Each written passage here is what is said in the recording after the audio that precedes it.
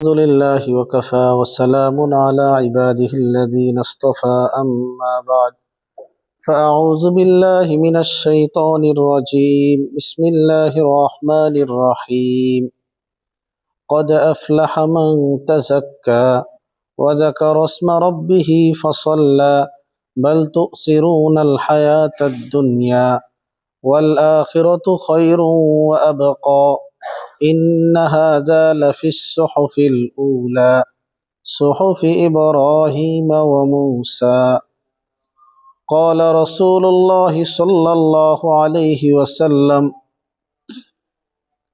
الدنيا سجن المؤمن وجنة الكافر أو كما قال عليه الصلاة والسلام আল্লাহ রব্বুল আলমিনের দরবারে শুকরিয়া আদায় করছি। রব্বুল আলমিন আমাদেরকে ইমানের সাথে সুস্থতার সাথে আল্লাহর ঘর মসজিদে আসার সুযোগ করে দিয়েছেন। সকলেই আমরা অন্তর থেকে শুকরিয়া আদায় করি আলহামদুলিল্লাহ। নেয়ামত আমাদের সকলের প্রয়োজন।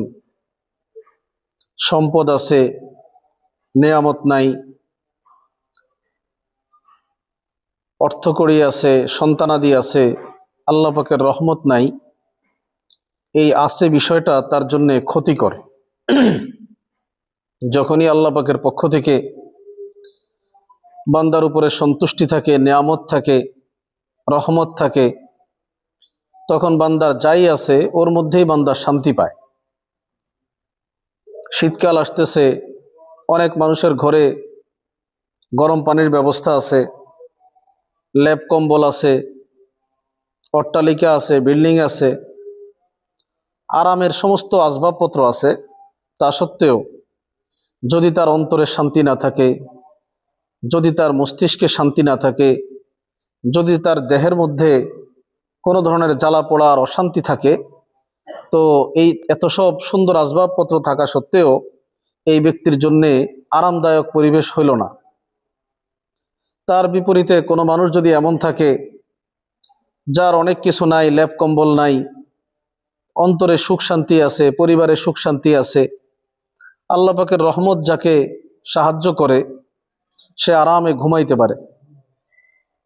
এজন্যে দৃশ্যমান যে সম্পদ আমাদের অর্জন হয়, এর চেয়ে অনেক বড় সম্পদ হলো আল্লাহ পাকের রহমত, আল্লাহ পাকের পক্ষ থেকে নেয়ামত পাওয়া।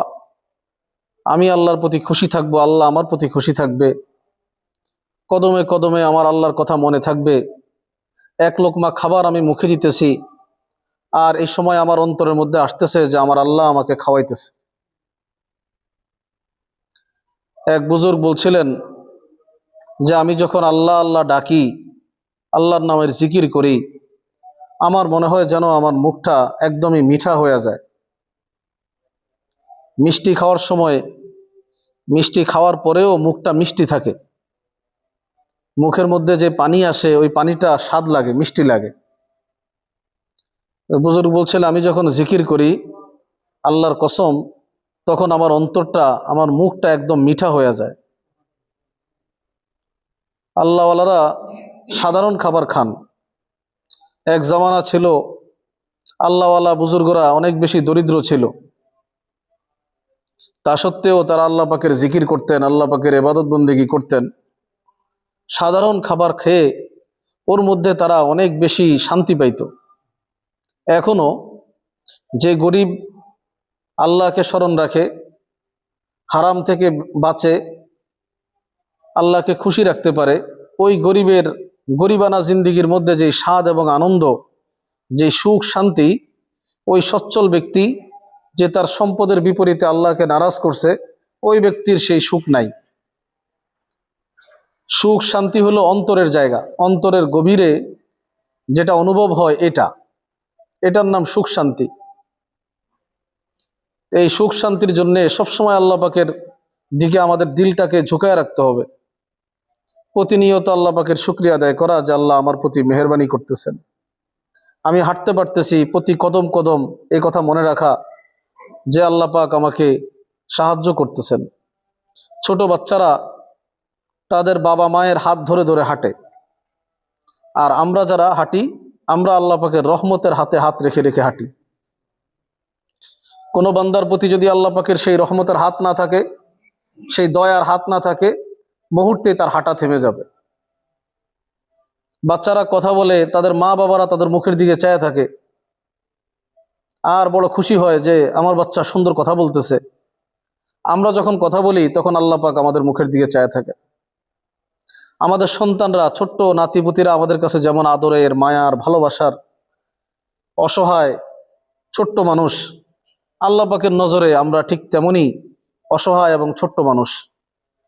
আমাদের কথা, কাজ, চলাফেরা আল্লাহ পাকের সন্তুষ্টি মোতাবেক হইলে আল্লাহ তখন ভীষণ খুশি হন।